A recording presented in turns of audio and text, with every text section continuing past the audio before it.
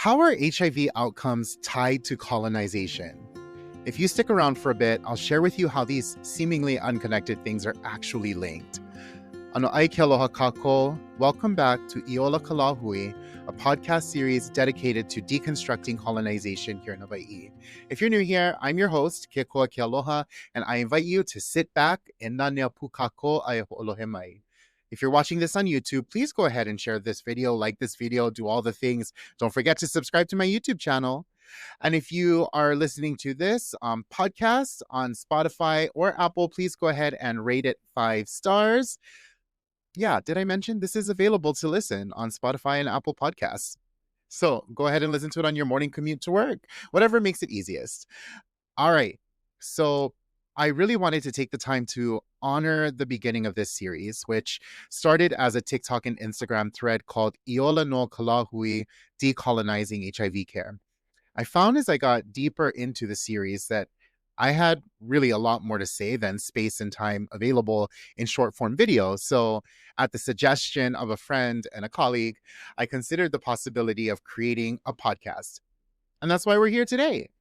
So, while this podcast is much broader than the initial TikTok and Instagram series that I created, I thought it would be a good idea to dive into the deeper pieces of that original series and summarize it here in just a single coherent episode where we can explore the deeper roots of health and well-being for Kānaka Maoli here in Hawaii. I do want to give a special shout out to NMAC, formerly the National Minority AIDS Council, working to urgently end the HIV epidemic. You know, NMAC has actually really invested a lot in me over my career in public health, from the Gay Men of Color Fellowship to their Digital Engagement Fellowship, for the opportunity to serve on their constituent advisory boards, being a part of curriculum development, and even presenting at several conferences that they host across the United States. So mahalo palena olea NMAC and everybody there. And that brings us right up until today. Today, HIV impacts sexual and gender minorities and communities of color disproportionately, and all to varying degrees. And this disparity can be seen here in Hawaii as well. Interestingly enough, our interaction with the United States as a colonizing entity really has a powerful impact on the way that our people engage with healthcare, just in general, very broadly. HIV really just happens to be an extreme example of the way that colonization affects our health. But eventually, we can do a deep dive in another episode about the ways that our people experience chronic health conditions and injuries even. These would serve really as just additional examples of colonial injustice that HIV experiences, I think, will highlight really well today. Now, let's dive into the why. Why am I even talking about this? Well, so many of us here in Hawaii are silently aware of many examples of how we've been negatively impacted by colonization and American dominance. It's the story of land dispossession, marginalization, disenfranchisement, and displacement. The problem is that we don't often have the platform to talk about these things because there's kind of this unspoken expectation of us to be silent about this history and its impacts. My goal with the original series was to shine a light on specific ways that colonization has negatively impacted HIV outcomes and to remind us really to ho'i kapiko, because our Mauliola as Hawaiians depends on that. I also think that the concepts of colonization and decolonization are very abstract for most people. So as we continue here, I want to offer a couple of definitions. First, when I say colonization, I'm really referring to the process by which the United States acquired control of Hawaii, and even the processes put into place to sort of prime US annexation, like socially, politically, economically, and really the way that it supports the geographic relocation of American citizens to the Hawaiian Islands, causing mass displacement events. So I realize that this is a broad definition, but for the purposes of this episode, I think that this is the easiest way for us to conceptualize it without getting too far into the weeds. Second, when I say decolonization, I'm talking about deconstructing the systems put in place to marginalize Kānaka Maoli. This includes institutions like religion, education, healthcare, and government even. This includes culture that we've adopted, the morals that were introduced to us, the values that really were foreign to our kupuna. I'm talking about dismantling the way that we've been conditioned to think about mea Hawaii. Because colonization can really be thought of as political, social, and economic transformation when it comes to healthcare, it's helpful to assist this transformation through the lens of the social determinants of health. The social determinants of health are the non medical factors that influence health outcomes, determinants that can derail healthcare or even reinforce it. So, we'll break it down using the 5 social determinants of health. Those are education quality and access, healthcare quality and access, the neighborhood and built environment, social and community context, and economic stability. Along the way, I'm also going to share some examples, small kind stories, and really some real talk about how globalization and colonization have shaped our lives here in Hawaii. My goal today is really to give you additional language to talk about these things, to keep it real, and to make sure that you feel seen and heard as part of Lahui. So let's set the stage. Why do social determinants matter? Before we dive into each area, let's take a step back. Why do these social determinants matter so much? Well, research shows that about 70% of what makes us healthy or not comes from things outside of the doctor's office: our education, our neighborhoods, our jobs, our relationships, our access to resources, yada, yada, yada. So, if we want to improve HIV outcomes or any health outcomes for that matter, we have to look at the big picture, not just what happens in the clinic. And remember, our health is not just about our bodies, it's also about our minds, our spirits, our families, and our communities. That's how our kupuna saw it, and I think that that's how we need to see it too. So let's dive right into education. This is education quality and access. Did you know that education was actually used as a tool to colonize Kānaka Maoli?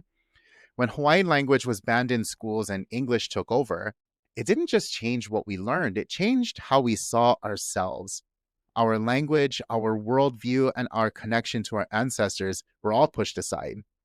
This was really done on purpose to make us fit into this new system that didn't really value who we were. I know many Kanaka remember negative experiences from school, how sometimes it feels like Hawaiian history is just a footnote, or how talking pidgin can get you in trouble. We've all heard stories from our kupuna about how they weren't allowed to speak Olelo Hawaii. They were punished for it, some of them even beaten. My own grandparents wouldn't let their children even speak pidgin when they were growing up. So maybe you folks have experienced something similar. You know, even today, schools in Native Hawaiian communities, like in rural Oahu, Waimanalo, Waianae, or on Hawaii Island, Molokai, Maui, Lanai, and Kauai, they're all underfunded and under-resourced. They really have that in common. That means fewer opportunities, lower graduation rates, and less access to higher education. Now, only about 17% of Kānaka Maoli have a bachelor's degree or higher, compared to over 30% statewide. And when education is lacking, so is health literacy. Health literacy refers to the skill of being able to navigate the healthcare system and understand complex health language. If you don't understand how the healthcare system works, it's a lot harder to get the care that you need, especially for something as complex as HIV. For example, if I just start rambling off right now about viral loads, CD4 counts, and antiretroviral therapy, how many of you listening right now can honestly say that you understand what I'm talking about? How many of you think that a patient who dropped out of school, for example, is going to know what questions to ask their doctor after being bombarded with all of this information? The answer is not many. But it's not all doom and gloom. I think that there's hope. While lower educational achievement usually means lower health literacy, community-based programs extend services to our people to navigate these complex systems. Additionally, while we were once forbidden from learning in our Olelo Makuahine, Hawaiian language immersion schools and programs are helping to reclaim our culture and give our keiki the tools that they need to actually succeed. When we invest in education, we invest in our future, one where we know our rights, one where we can navigate the healthcare system, and we can break the cycles of poverty and poor health. So we see how education shapes everything from our job opportunities to our ability to understand health information. But what happens when we try to access healthcare itself? Let's talk about that next. This is healthcare quality and access. Hawaii is often seen as a paradise. But the truth is, our healthcare system has a lot of gaps, especially for Native Hawaiians.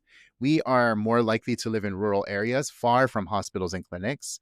Many of us don't even have health insurance, and when we do, the care isn't always culturally competent or respectful of our traditions.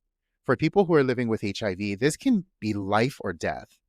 Getting diagnosed early, starting treatment, and staying in care, these are all crucial steps. But some powerful social influences make it harder for Kānaka Maoli to get the care that they need. Some of these influences are stigma, language barriers, and a lack of trust in the system. This isn't just about HIV. The same issues show up with diabetes, heart disease, and other chronic illnesses. For example, Native Hawaiians are twice as likely to develop type 2 diabetes and 5 times more likely to die from heart disease compared to non Hawaiians. People with HIV are also more likely to develop diabetes and heart disease, and they often face the same barriers to care. Stigma is a huge problem. Our history with Hansen's disease and kalaupapa shows how dangerous stigma can actually be. It leads to isolation, to fear, and ultimately to people not getting the help that they need.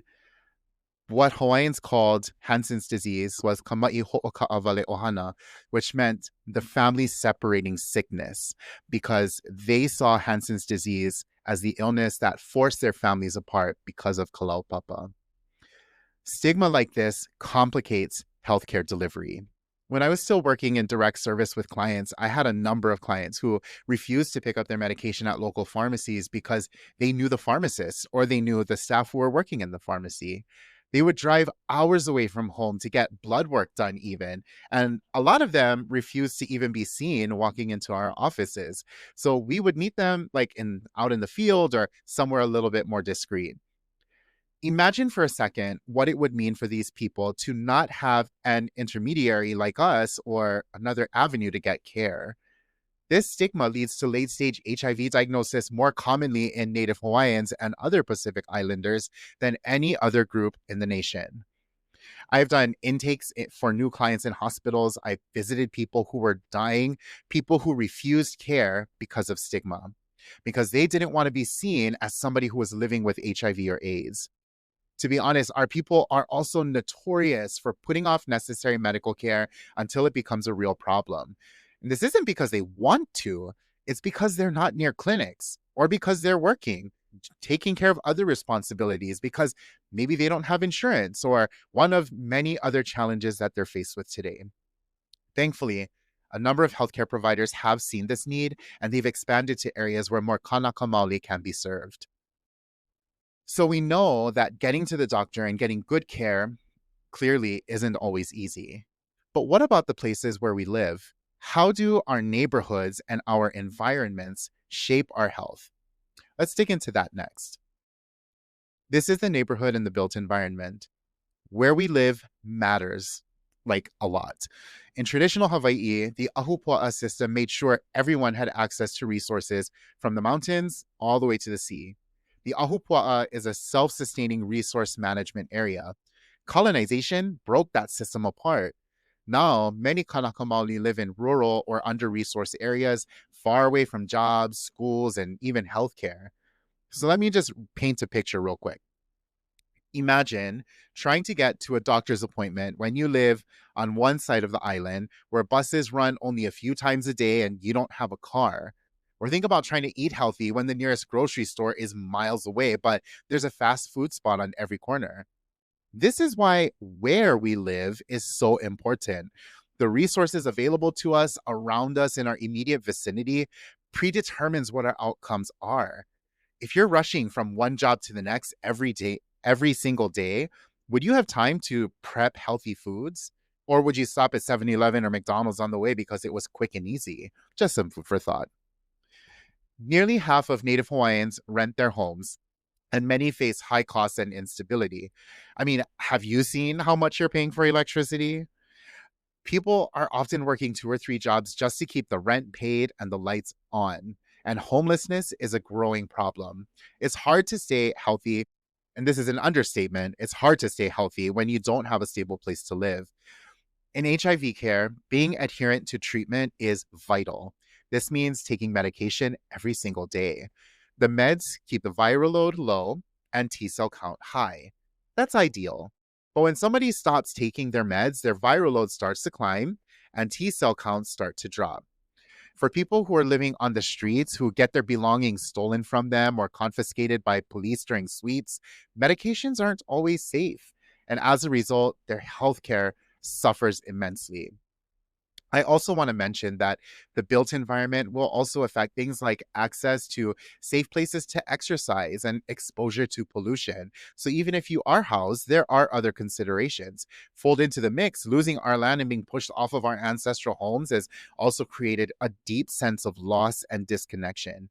As a land-based culture, we can't thrive as a people, as a lahui, without a meaningful and permanent connection to this land. We are defined by our relationship to the people around us and the land that we serve. Without the land, there is no us. But even in the face of these challenges, our communities find ways to support each other and care for the Aina. I personally actually love the integration of traditional agricultural practices and the ways that we have validated it in policy. And now that we've talked about the physical places we live, what about the people we live with and the communities that we build together? That's our next focus. This is the social and community context. Our relationships, our networks, our cultural systems, they're all at the heart of our health. Values like ohana, kuleana, and lokahi have always kept us strong. But colonization, racism, and historical trauma have disrupted these bonds and created new stresses for us. Historical trauma is real. Our population dropped from hundreds of thousands to just 40,000 by the end of the 1800s because of foreign diseases and land loss. Our language, our culture were attacked, our families broken apart. This trauma gets passed down, showing up as chronic stress, as depression, and substance abuse. It also affects our bodies, making us more vulnerable to diseases like HIV, diabetes, and heart disease. Introduced values and moral systems have also reshaped who we are and how we define ourselves. The American missionaries who arrived in the early 1800s had a profound impact on our social support networks. And as sugar plantations gained a foothold in Hawaii, started by the children of missionaries, we saw more of our communities organizing around their churches. We once thrived in a kauhale structure in Ahupua'a, where we freely gave and received help. That's important. We were willing to receive help. We weren't shamed like we are today to ask for help. We were invested in everyone's health because we all filled kuleana to our community.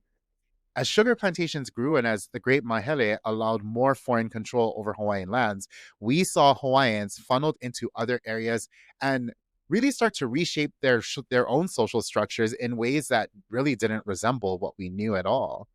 What these new social structures eventually did was to deny the sacred traditional role of mahu and marginalize our own people who embraced this cultural identity.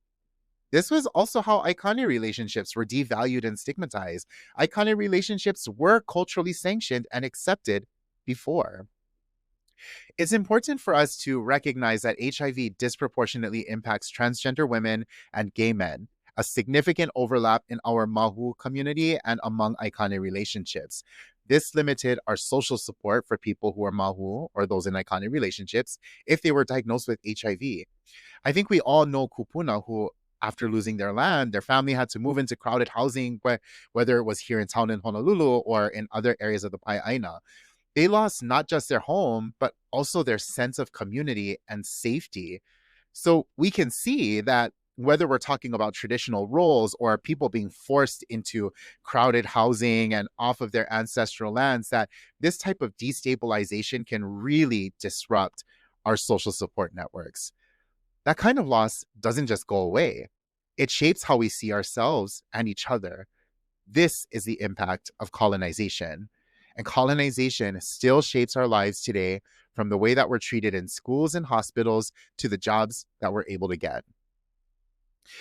But our resilience, I feel like, always shines through. And organizations like the Hawaiian Civic Clubs and other grassroots movements are fighting back, correcting the historical record, and building new forms of support. So we've seen how our communities and relationships affect our health. But what about our wallets? How does economic stability or instability play into all of this? So let's talk about money. This is economic stability. Money isn't everything, but girl, it sure does make a difference. Economic stability means having enough to pay for housing, pay for food, education, and healthcare.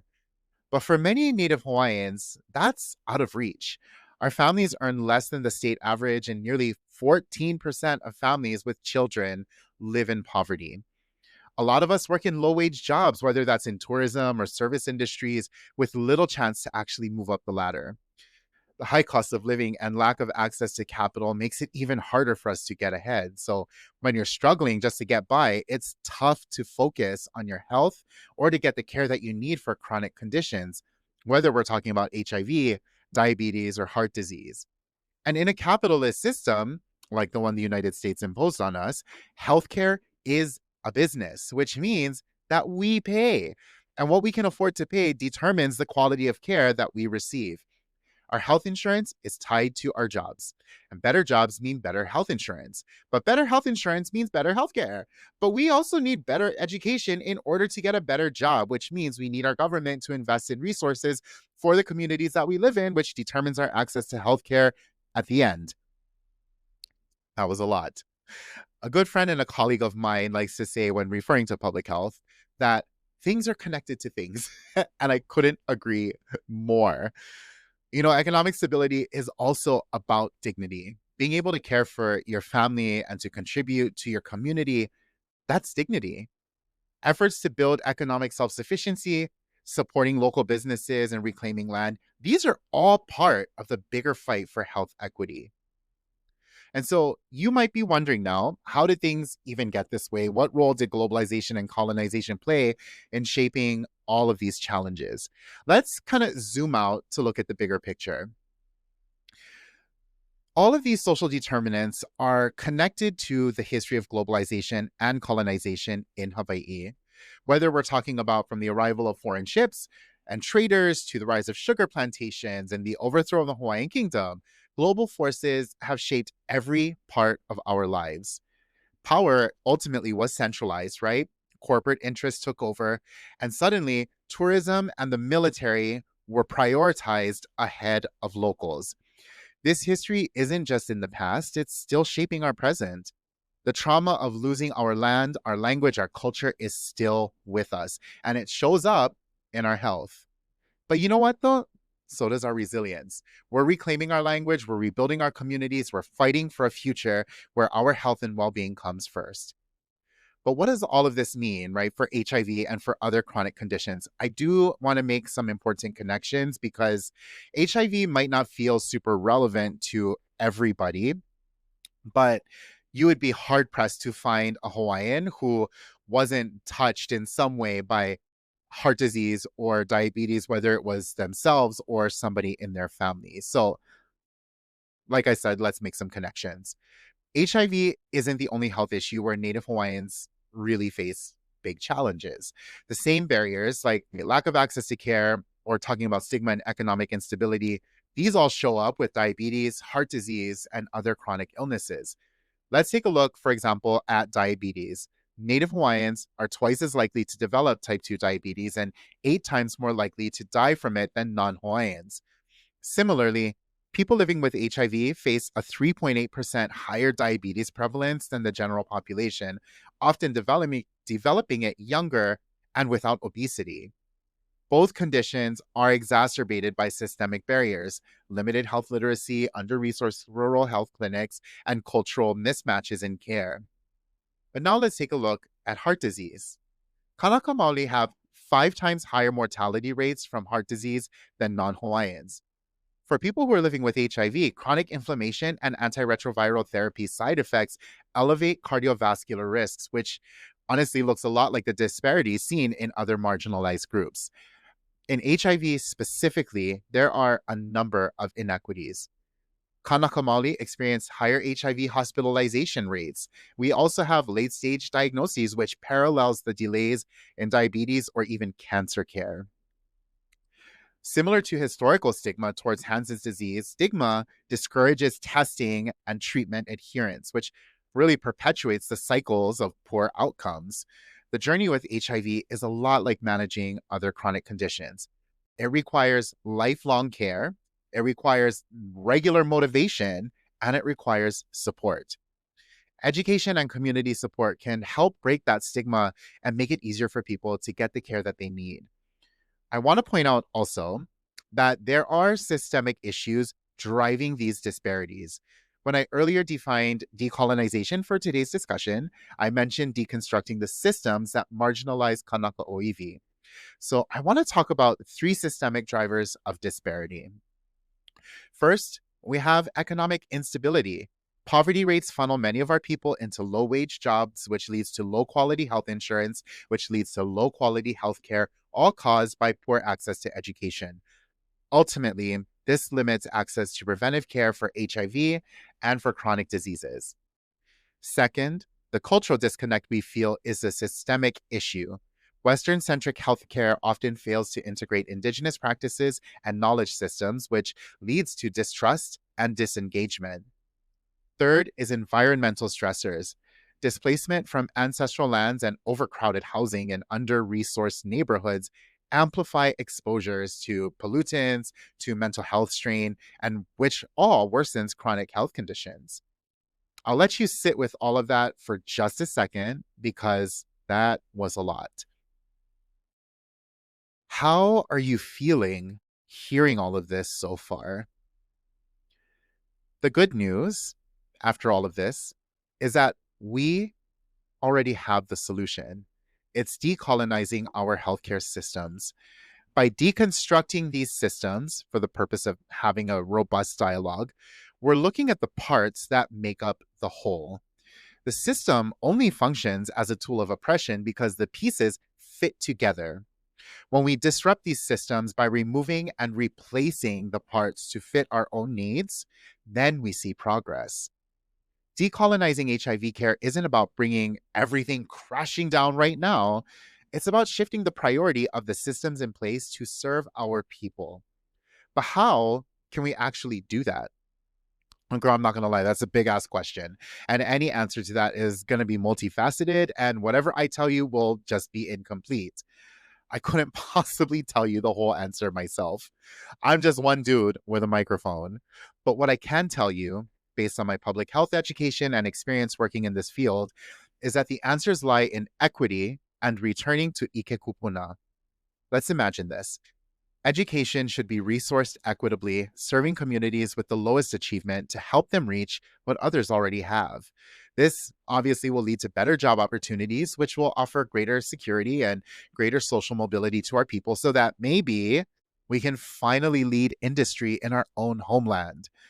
We would be granted housing as a human right, have accessible healthcare afforded to us as a human right, and our culture would be the guiding principle in how we relate to each other, how we do business, and how we use our land, our water, any resource. We would have social safety nets which guaranteed families access to nutritious food and stable income. We would be represented in government leadership, and our guiding governing documents would guarantee the preservation and perpetuation of Hawaiian culture and language, not some nonsense about acting with aloha spirit. So, after all of this, what's the takeaway? Our health is tied to our history, our culture, and the systems around us, and we can't fix HIV or any other health issue for that matter without addressing the bigger picture. That means investing in education, making healthcare accessible, and even respectful, building strong communities, and fighting for economic justice. We've always had the answers within our culture and our ike kupuna. Like our kupuna said, "Ikawa mamua, kawa mahope." So let's look to the past to guide our future. What are your thoughts about colonization and decolonization? How do you look at health? Do you see it as something exclusively in your control, or do you recognize some powerful influences around you? Let me know in the comments, and be sure to follow me on all the socials for more. You can find me on Instagram and TikTok. My handle is @kikuaopololu. And don't forget to rate this podcast 5 stars if you're loving it. It's honestly so special to me that I get to elevate these issues and talk about them because I am so passionate about it. So I also want to thank all of you who've reached out to me to lend me your support. I am so grateful for all of you, especially for how well it was received after the first 4 episodes were released. Your support means the world to me, and I'm forever in your debt. Please take good care of yourselves and each other. Iola ka la hui. Ahui ho kako aloha.